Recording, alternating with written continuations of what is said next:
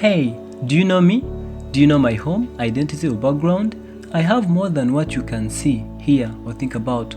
I'm the one guy with lots of untold stories and revealed truth and hidden fortune for you. I was born and raised like everyone. I had surroundings and friends. I once was daughter to a father, a son to a mother, a wife to a husband. I had everything and everyone at a go.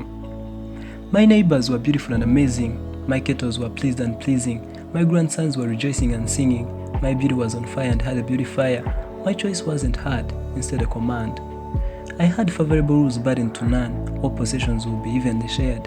All power were for my own people. Their rights were their light in the dark, and the poor were rich in their king. Guess what? I didn't see it coming either. The invaders invaded out of my sight. The enemies forged their fan-like image. The evil came in holiness, teaching righteousness. The dark light was a weapon and a word at the same time.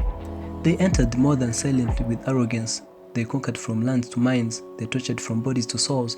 The merciful king was transformed, not into a beast, but into a cripple, a neighbor into a foreigner, a healer into a killer, a friend into an enemy, a church into a grave, and a country into a mess.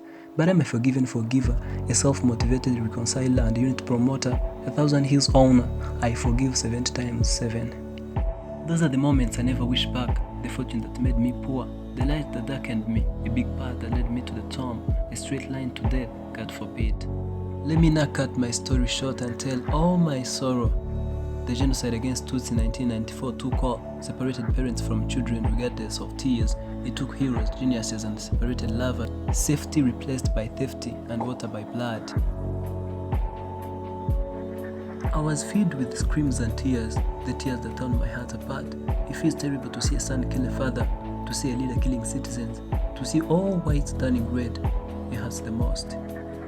With God I was saved and liberated. They were killed but did perish. Rivers and fire couldn't swallow all. My blood denied and killed me, yet the same blood liberated me. Let's talk about my survival though. The trusted and patriotic ones didn't hesitate. They gathered to unleash their love for me. They planned and projected my future. Where everyone expected my end, they began.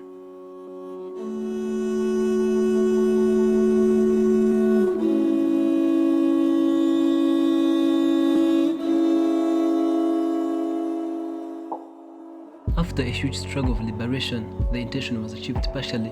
A lot to be liberated from was still there. Security, health, and poverty on the front line. Hatred and revenge was dominating. Mothers became widows, children orphaned. Perpetrators, fugitives, and thieves fled. Their intention after a defeat was a rebirth, not knowing that the mother to evil had reached menopause and forever paused.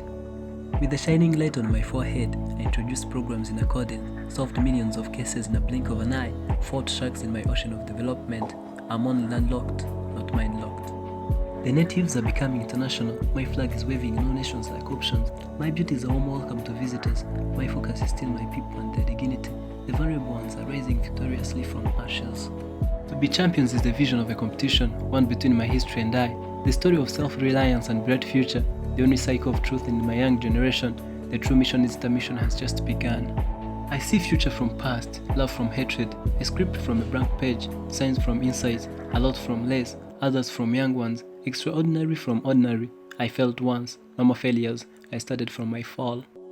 My life was sacrificed as sacrifice. My future holds more promises, which implies more sacrifices, commitment as an investment, peace and compliments as energizer.